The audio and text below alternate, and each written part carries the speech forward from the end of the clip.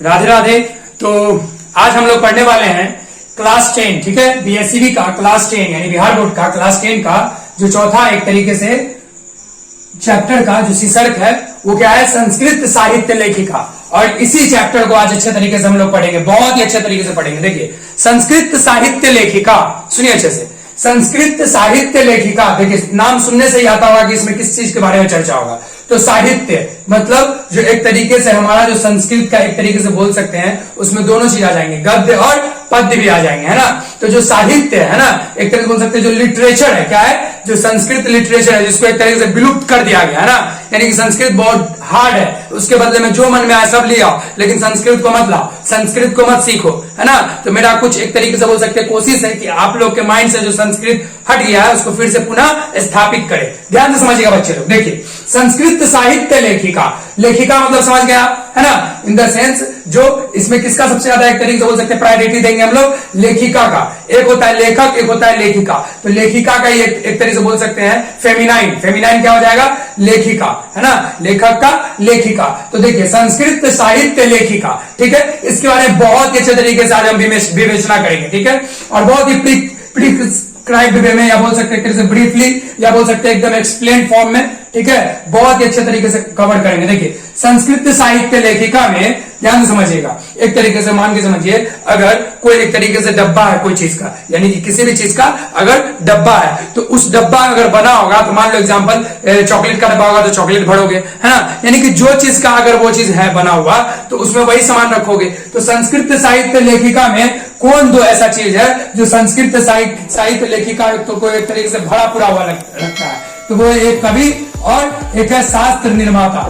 समझ में आ गया, एक कवि और एक शास्त्र निर्माता, यानी कि कवि मतलब समझ गए जो पद्य का निर्माण करेगा, किसका, पद्य का निर्माण करेगा, और शास्त्र निर्माता मतलब क्या, कि मतलब संस्कृत को और अच्छे तरीके से। देखो ऐसे तो देखें तो जो वेद है, मेरे 4 वेद हैं, वही काफी है जो तुम्हारा अभी तक जितना नॉलेज फैला है ना, उसका एक तरीके से बोल सकते हैं, क्या बोले, उसका एंड तो छोड़ दो, उसके हाफ में भी अभी नहीं आया है। तो मेरा कहने का मतलब यह है कि थोड़ा थोड़ा सा ही लेकर के उस वेद से, ठीक है, उसके बाद क्या करना, उसका एक तरीके से शास्त्र निर्माण करना। क्या करना, शास्त्र, अलग अलग शास्त्र निर्माण करना, कि वेद से जो है कुछ कुछ नॉलेज एक्सट्रैक्ट करके, कुछ कुछ नॉलेज निकाल के, कुछ कुछ ज्ञान निकाल करके क्या कर सके, उसको हम फैला सके चारों दिशा में, ठीक है। अब ध्यान से समझना, इस चीज को समझ गए कि कवि और शास्त्र निर्माता से ही हमारा जो संस्कृत साहित्य लेखिका है वो परिपूर्ण है, ठीक है। वैदिक काल में आते हैं, देखिए समझिए, यहां पर हम लोग चलेंगे अभी वैदिक काल से लेकर के और प्रेजेंट डेज तक, देखो यानी वर्तमान समय तक, वर्तमान काल तक चलेंगे, ठीक है। वैदिक काल से शुरू करेंगे और कहां चलेंगे बच्चे लोग,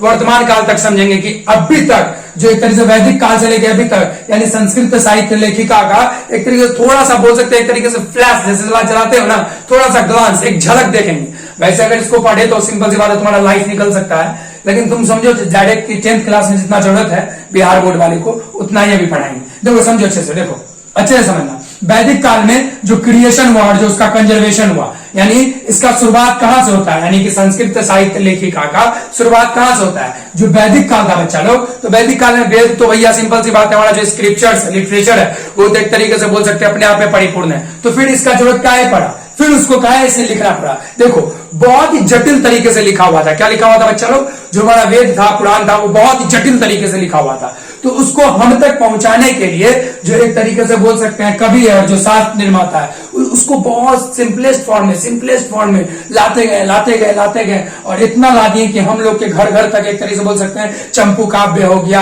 या बोल सकते हैं एक तरीके मनोरंजन वाला जो हो गया, ठीक है, या बोल सकते हैं एक तरीके से जो भी चंपक देखते होगे, है ना, बहुत सारा एक तरीके चुटकुला वाला मतलब बहुत तरह के देखते होगे तुम लोग, ठीक है। अब ध्यान से समझना बच्चे लोग, देखो इसका क्रिएशन यानी कि संस्कृत साहित्य लेखिका का एक तरीके से बनना और उसका एक तरीके से बोल सकते हैं संरक्षण स्टार्ट हो गया था कहां से, वैदिक काल से। कहां तक, वैदिक काल से। और ध्यान समझ लेना, अभी जो जितना ही पांडुलिपि अपने लोग का विलुप्त हो गया है, एक तरीके से संस्कृत का जो इतना भी एक तरीके से ह्रास हुआ है वो अपने लोग की एज में सबसे ज्यादा हुआ, याद रखना तुम लोग, ठीक है। ध्यान समझना बच्चा लोग, देखो पुरुष और स्त्री, ध्यान समझना, यहां पे समझेंगे अच्छे से। देखो वैदिक काल में तो एक तरीके से बहुत ज्यादा पुरजोर कोशिश किया गया है ना, कि कितना जल्दी एक तरीके से संस्कृत साहित्य लेखिका को और ज्यादा एक तरीके से पढ़ा या और ज्यादा परिपूर्ण कर दे। लेकिन इसमें समझना कि पुरुष जितना आगे बढ़ा था उससे एक तरीके से बोल सकते हैं एक स्टेप ज्यादा ही था, कौन, स्त्री, ठीक है। इसलिए इस चैप्टर में महत्व दिया गया है लेखिका पर, किस पे महत्व दे दिया गया है? लेखिका पे। देखिए आप लोग समझिएगा बच्चे लोग, देखिए समझिए अच्छे से। यहाँ पे लिखे हुए हैं कि पुरुष ही नहीं, स्त्री भी जो है बहुत ही ज्यादा एक तरीके से बोल सकते हैं सजग थी उस समय में। अभी तो छोड़ दो, स्त्री कहां सजग है तुम लोग को पता है, लेकिन ध्यान दो, नॉट ओनली एक तरीके से बोल सकते हैं पुरुष, ठीक है, स्त्री भी सजग थी, ठीक है। और स्त्री पुरुष को थोड़ा सा और एक्सप्लेन कर देंगे जब इस सबको पढ़ा देंगे तब, ध्यान से समझना। देखो यानी कि जो मंत्र सीखने के वक्त, यानी कि जो वैदिक काल था ना उस वक्त एक तरह से जो मंत्रास थे, जो मंत्र को निकाला गया था कहां से? वेद पुराण से, ताकि उसको एक तरीके से बोल सके सिंपलेस्ट, एकदम सिंपलेस्ट फॉर्म में तुम लोग को समझने लायक कैसे लाया जाए, है ना। तो उसमें जो है जितना पुरुष का भागीदार था उसमें स्त्री भी पीछे नहीं थी, ठीक है। यही वो वजह है कि चौथा चैप्टर में तुम लोग के बिहार बोर्ड के बुक में इस वाले को स्थान दिया गया, संस्कृत साहित्य लेखिका को, ठीक है। अब देखो बच्चे लोग, ऋग्वेद से कितना निकाला गया? 24। कितने मंत्र? 24। अर्थवेद, सॉरी मंत्र बोलना है, कितने एक तरीके से बोल सकते हैं, एक तरीके से जो शास्त्र निर्माता थे 24, और इसमें से 5, ठीक है। जैसे एग्जाम्पल में देख लो, यमी, अपला, उर्वशी, इंद्राणी, वागाम्भृणी, है ना, समझ रहे होगे, ये सब एग्जाम्पल है इसके, ठीक है। समझ में आ रहा होगा तुम लोग को बच्चे लोग। देखो अब एक उपनिषद है, ठीक है, इससे पहले क्लास में जाइए, लिंक डिस्क्रिप्शन में मिल जाएगा आपको, उसमें बहुत ही अच्छे तरीके से उपनिषद पे जोर दे करके पढ़ाए हुए हैं, ठीक है। 108 मेन है, जिसमें से 12-13 को अगर आप समझ लें तो 108 आपका परिपूर्ण हो जाएगा, है ना बच्चे लोग। तो उसमें हम पढ़ाए हैं कि सबसे ज्यादा जटिल है, जटिल बोल सकते हैं एक तरीके से, बहुत ज्यादा एक्सप्लेन वे में जिसमें सब कुछ दिया गया है, तो वो उस उपनिषद का नाम है बृहदारण्य उपनिषद, है ना बच्चे लोग। तो ध्यान से समझना, उसमें एक तरीके से उसकी एक तरीके से परिपूर्ण तरीके से एक कवित्री हुई। क्या हुई? कवित्री हुई। उसका नाम क्या था? एक तरीके से बोल सकते हैं, मतलब एक कवि हुआ, क्या हुआ? याज्ञवल्क्य। और उसकी पत्नी का नाम कवित्री थी, जो उसको क्या नाम दिया गया? मैत्री। अगर तुम लोग एग्जाम में पूछा जाएगा कि याज्ञवल्क्य किस उपनिषद का एक तरीके से बोल सकते हैं कवि था, ठीक है, या शास्त्र निर्माता था, तो किसका था भैया? तो किस उपनिषद का? तो बृहदारण्य को उपनिषद का था, ठीक है। और ध्यान से समझना, उसकी पत्नी का क्या नाम था बच्चा लोग? मैत्रेयी। क्या नाम था? मैत्रेयी। और याज्ञवल्क्य जी तो ऋषि थे ना, जो ऋषि थे ना, वही जो है इस मैत्रेयी को क्या दिए थे? आत्म तत्व का शिक्षा। आत्म तत्व मतलब समझता है? नहीं समझता तो समझाएंगे अच्छे से, समझना। और जितना भी मेरा वीडियो पीछे है पढ़ा हुआ, ठीक है, उसमें हम एक ही चीज पे जोर दे करके पढ़ाए हैं, यही चीज ऊपर में लिखा हुआ है। सबसे ज्यादा प्रायोरिटी हम इसी को देते हैं किसी भी क्लास में, या कोई भी एक तरीके से बोल सकते हैं पढ़ाई का एक तरीके से मेरा एक तरीके से क्लास हो, ठीक है। देखो आत्म तत्व का शिक्षा दिया, नॉलेज दिया ना बच्चा लोग, किसको? तो देखो ध्यान से समझो, याज्ञवल्क्य जो थे वो अपने पत्नी मैत्रेयी को आत्म तत्व का शिक्षा दिए, यानी कि खुद से कैसे एक तरीके से मिलाप हो, यानी कि खुद से कैसे मिल ले, जो कुछ भी अगर मिले संसार से तो ठीक, और न मिले तो ठीक, मिल जाए तो अपना लेंगे, न मिले तो कोई बात नहीं भैया, जहां जाना जा, ठीक है। समझ में आ गया? अब ध्यान देना बच्चा लोग, देखो जनक सभा में, कौन सभा में? जनक सभा में। अपने लोग मिथिलांचल के वासी यहाँ बिल्कुल है, ठीक है। तो जनक को नहीं जानते होगे तो भैया डूब के मर जाओ, ठीक है। अब ध्यान से समझना, देखो जनक सभा में क्या था कि शास्त्रार्थ कुशल, ठीक है, गार्गी वाचनक भी थी, यानी कि हर एक तरीके से सभा में, पहले जो एक तरीके से वैदिक काल से अगर थोड़ा सा आगे चले, यानी कि एक तरीके से आगे चले, तो हम लोग देखते हैं कि बहुत सारा एक तरीके से राजाओं का अपना अपना एक तरीके से साम्राज्य हुआ करता था।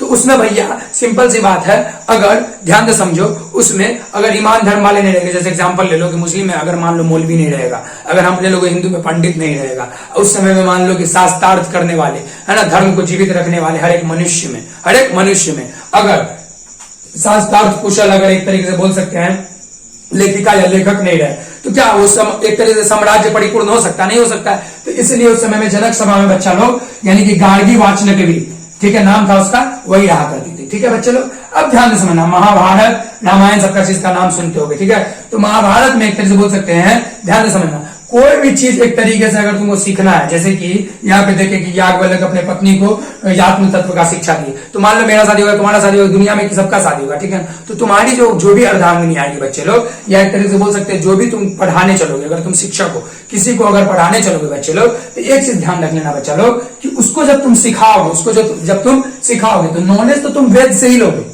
नॉलेज तुम, जैसे इस पहले चैनल का नाम है ना वेद मैथमेटिक्स क्लासेस, लेना तो नॉलेज तुमको वेद से ही पड़ेगा, ठीक है। उसको समझाओ अपने तरीके से, समझे? कहने का नहीं समझे, लेना नॉलेज तुमको वेद से ही पड़ेगा, ठीक है। वेद से ज्यादा आज तक कोई बढ़ा नहीं है और उससे आगे निकल भी नहीं सकता है, समझ रहे हो मेरे हिसाब से, ठीक है। तो मेरा कहने का मतलब ये हुआ बच्चा लोग कि नॉलेज तो लेना होगा तुमको उसी से, नॉलेज तो लेना होगा उसी से, लेकिन उसको अपने तरीके से एक तरीके से बोल सकते हो, समाज में पहुंचा सकते हो, एक नागरिक तक पहुंचा सकते हो। समझ में आ रहा होगा तुम लोग को? तो ऐसा ही महाभारत के समय में एक तरीके से बोल सकते हैं जो श्री कृष्ण थे वो उपदेश दिए थे, अर्जुन को दिए थे, है ना, समझ रहे होगे तुम लोग। तो उस समय में भी बता देते हैं तुम लोग को, सिखाने के लिए, आत्म तत्व का शिक्षा सिखाने के लिए किसी गुरु का आवश्यकता पड़ा था, और हर युग में जरूरत पड़ता है। अभी थोड़ा सा कुछ से कुछ अगर सीखना हो, छोटा से छोटकू आत्म तत्व को छोड़ दो ना, अरे जोड़ घटाव सीखना हो, उसके लिए भी तुमको गुरु का जरूरत पड़ेगा। समझ में आ गया होगा, समझ में आ गया होगा, है ना। और उसको सुलभता से सीख सकते हैं। अगर गुरु रहेगा तो उसको क्या कर सकते हैं तुम, एक तरीके से पहले स्ट्रेंथ रहेगा तुम में। अगर गुरु नहीं रहेगा तुम्हारे पास, बच्चा लोग देखो खुद से पढ़ सकते हो, ठीक है। एकलव्य का हमको कहानी मत याद दिलाना, हमको अच्छे तरीके से याद, खुद से तुम सब कुछ कर सकते हो बच्चा लोग। लेकिन जो गुरु रहते हैं ना, एकलव्य भी ऐसे नहीं बन गया था,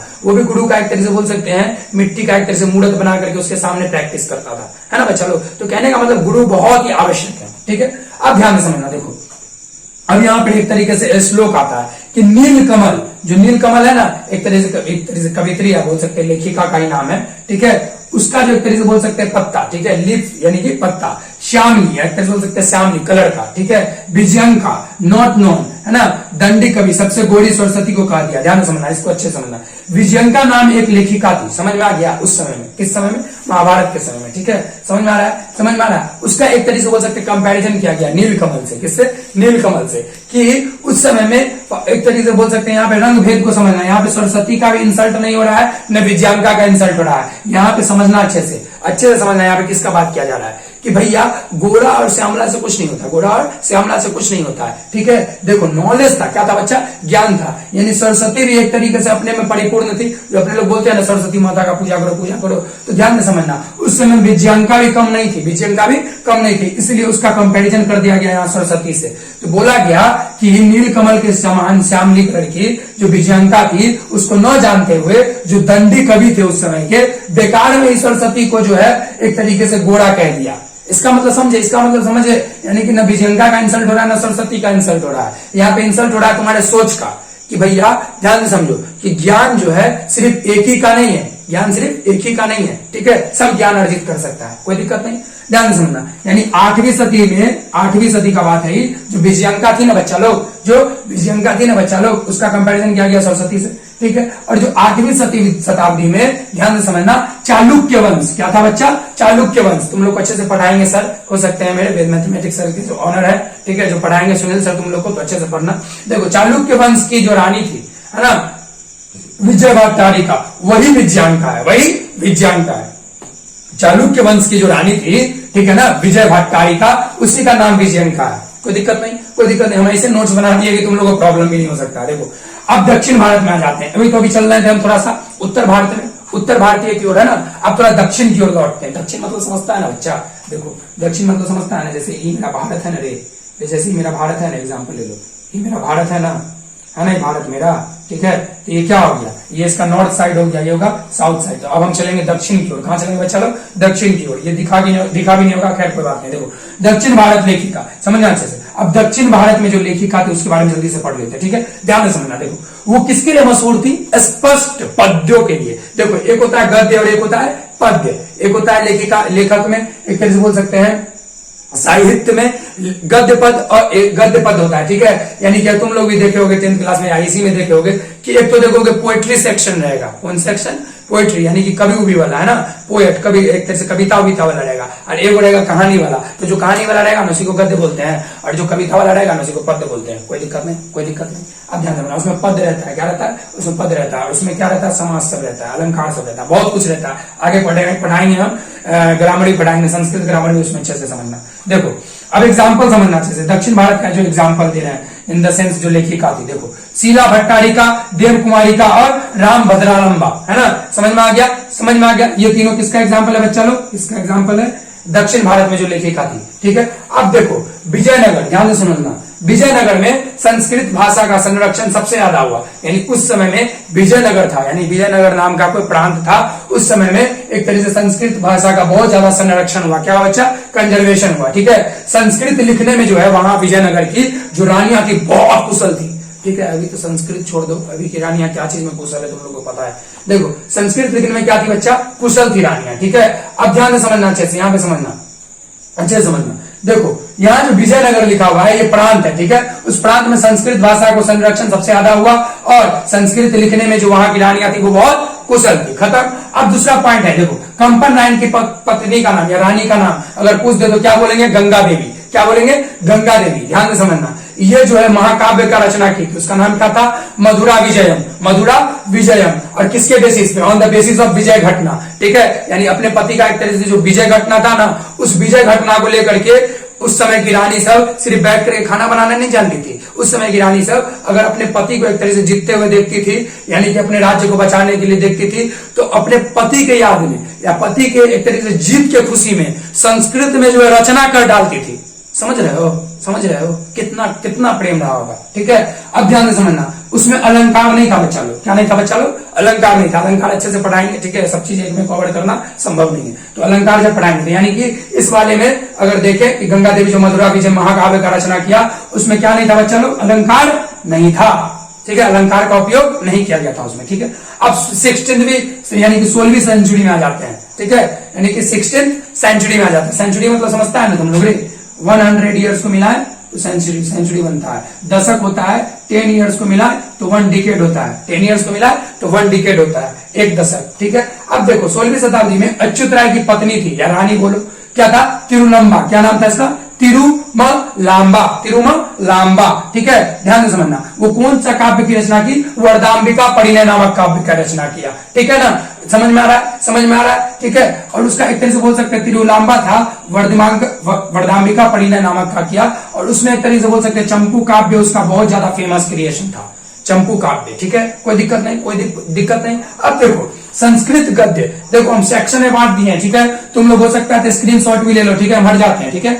स्क्रीनशॉट भी इसका अच्छे से ले लो, ठीक है। बहुत ही अच्छे से ले लो स्क्रीनशॉट भी, क्योंकि एक तरीके से हम जैसे पढ़ाते हैं इसको तुम स्क्रीनशॉट रख करके अगर एग्जाम से एक दिन पहले भी रिवाइज कर दो, एक भी क्वेश्चन नहीं छूटेगा, एक भी, पूरा श्योर है, ठीक है। अब देखो समझो, संस्कृत गद्य जो 60 एक तरीके से बोल सकते हैं 6वीं एक तरीके से समासिक पद में समस्त पदावली में सुंदर पदों से उपयोग करके उसको एक तरीके से लिखा गया है, ठीक है। चंपू काव्य जो है संस्कृत गद्य का एक तरह से बोल सकते हैं ऐसा खूबसूरत एक तरीके से चंपू काव्य क्रिएशन है जिसमें एक तरीके से समासिक समस्त पदावली का यूज करके उसको बहुत ही अच्छे तरीके से सजा करके लिखा गया है ना। जैसे अपने लोग कितना कुछ अधिक करते हैं, जैसे अगर कोई सी लड़की को समझना है क्या क्या लगाएगी, फेयर लवली लगाएगी, है ना, ठीक है, लिपस्टिक लगाएगी, बहुत सारा चीज लगाती है। तो वैसा ही बच्चा लोग संस्कृत गद्य है ना, तो वो जो चंपू काव्य है उसमें एक तरीके से बहुत अच्छा अच्छा पद से जो है उसको सुशोभित किया गया है, एक तरीके से सजा दिया गया है ना बच्चा लोग, है ना। और उसी में सबसे ज्यादा यहाँ पे नोट करने वाली बात है, नोट कर लेना कि लॉन्गेस्ट समासिक पद, समास पढ़ाएंगे ना समास, तो उसमें पढ़ाएंगे हम, जैसे लंबोदर, लंबोदर जिसका उदर लंबा हो, जैसे एग्जाम्पल इसमें ले सकते हैं ना कि इसमें क्या ले सकते हैं, जैसे गणेश जी हो गए, ठीक है। जैसे एक तरीके से बोल सकते हैं नीलकंठ, क्या बोल दिए? नीलकंठ, तो क्या हो जाएगा इसका मतलब महादेव, है ना। अच्छा वैसा ही कुछ तो समझना। तो समासिक पद जो लॉन्गेस्ट सबसे लंबा समासिक पद है वो कहां देखने को मिलता है हमको? इसी चंपू काव्य में। कोई दिक्कत नहीं। अब ध्यान समझना, मॉडर्न एरा में आते हैं। कहां थे बच्चा लोग? मॉडर्न एरा में, ठीक है, आधुनिक एक तरीके से युग में आते हैं। तो ये कहां से कहां तक है? देखो 1819 से लेकर के 1953 तक, समझ में आ गया। इसका एक तरीके से बोल सकते हैं जो एरा है, एक तरीके से जो टाइम पीरियड है बच्चा लोग 1890 से लेकर के 1953 तक, ठीक है। इसमें जो एक तरीके से फीमेल राइटर है, क्या है बच्चा? फीमेल राइटर है ना, विदुषी है ना। मोस्ट फेमस कौन है? पंडित छमारा। उसी का अब अच्छे तरीके से यहाँ पे पढ़ेंगे पंडित छमारा राव के बारे में, अच्छे से सुनना। देखो उसका क्रिएशन है, उसके अपने पिताजी पे जो है, उसके पिताजी भी जो बहुत एक तरह से स्कॉलर, महान स्कॉलर थे, विद्वान थे, है ना, पिताजी उसके, ठीक है।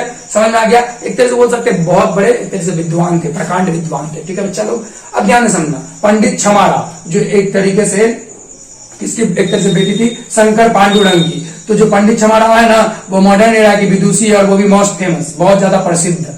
और वो क्या की अपने एक तरीके से पिताजी के बारे में शंकर पांडुरंग जो थे उस पर क्या लिखी? शंकर चरितम गद्य लिख डाली, है ना, अपने पिताजी के एक तरीके से बोल सकते हैं मतलब स्मृति में, या बोल सकते हैं उसके चरित्र को देखते हुए, ठीक है। समझ में आ गया? अब ध्यान से समझना, वो इन्फ्लुएंस हुई, किससे इन्फ्लुएंस हुई? गांधी दर्शन से। बहुत सारा एक तरीके से बोल सकते हैं बच्चा लोग कि देखो जैसे यहाँ पर उसकी पत्नी जो है ना मैत्री, वो इंटरेस्टेड इन फिलोसफी थी, यानी बोल सकते हैं एक तरीके से दर्शन शास्त्र में बहुत ज्यादा रुचि था।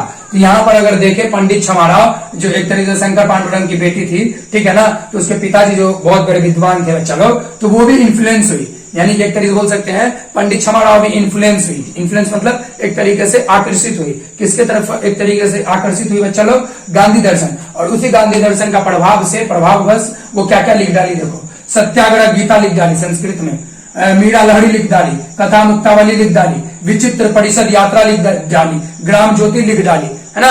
कहने का मतलब देख लो कितना सारा चीज लिख डाली, है ना।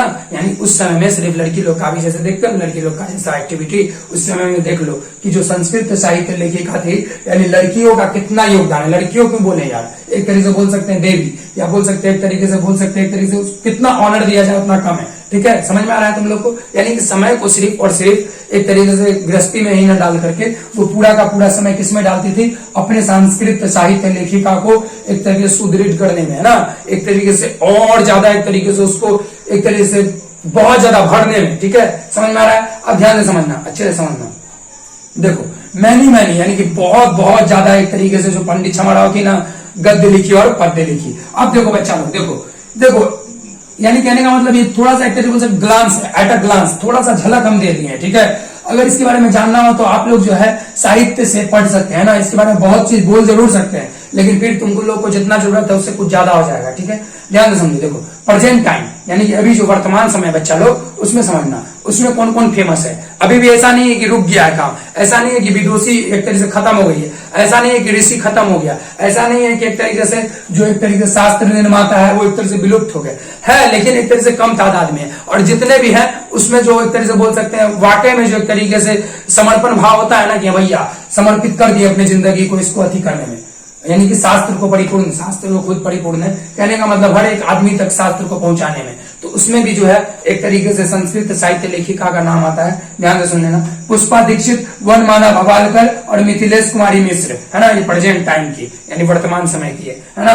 और देखो एंड सो ऑन लिखे हुए हैं आगे। इसका मतलब क्या हुआ कि अभी भी एक तरीके से बोल सकते हैं अनवरत प्रक्रिया के द्वारा एक तरीके से इसको सुदृढ़ करने में, इसको अच्छे तरीके से एक तरीके से निर्वाहित करने में लगा हुआ है पूरा संस्कृत साहित्य लेखिका। समझ में आ गया, समझ में आ गया। अब यहाँ पे थोड़ा सा सिर्फ समझ लेते हैं। देखो पुरुष और स्त्री समझना अच्छे से, पुरुष और स्त्री समझना अच्छे से। पुरुष मतलब वो जो एक तरीके से किसका इच्छा रखता हो, आत्म तत्व को जानने के लिए, ठीक है। और स्त्री मतलब वो जैसे तुम घर में लिया किसी को शादी करके, ठीक है बच्चे लोग, किसी को भी लिया, ठीक है, घर गृहस्थी को ले आया। बेटा पढ़ाना सिर्फ जो है तुम लोग को एग्जाम पास करवाना नहीं होता है, लोग तुम मालूम है, और नहीं मालूम है तो पिछला क्लास जितना भी हम पढ़ा दिए उससे जाकर के अपना तादाद में जोड़ दो, है ना, तादाद में जोड़ दो। देखो समझना अच्छे से। देखो पुरुष मतलब क्या होता है, पुरुष मतलब जो किसको जानने का इच्छुक है, आत्म तत्व को जानने का इच्छुक है। और उसमें मदद कौन करती है, स्त्री मतलब प्रकृति, जो तुम खाते हो, जो तुम पहनते हो, जो तुम दिखलाते हो, जो तुम फेयर लवली, जो भी कुछ लगाते हो, जो भी कुछ यूज करते हो तुम पूरे लाइफ में, वही एक तरीके से स्त्री है, प्रकृति है। क्या प्रकृति है, जो तुमको जिंदा रखे हुआ है। क्यों जिंदा रखे हुआ है बच्चा, क्योंकि किसको जान सको, आत्म तत्व को जान सको, ठीक है ना। और इस आत्म तत्व को जान लिए तो सिंपल सी बात भैया है कि उसके बाद तुमको जानो या ना जानो, तुम पे कोई एक तरीके से प्रभाव पड़ेगा ही नहीं। तुम खुश रहोगे किसी भी कंडीशन में, कोई भी एक तरीके से परिस्थिति आ जाए तुमको हिला नहीं सकता है। समझ में आ गया होगा बच्चा लोग। तो पुरुष मतलब समझ गए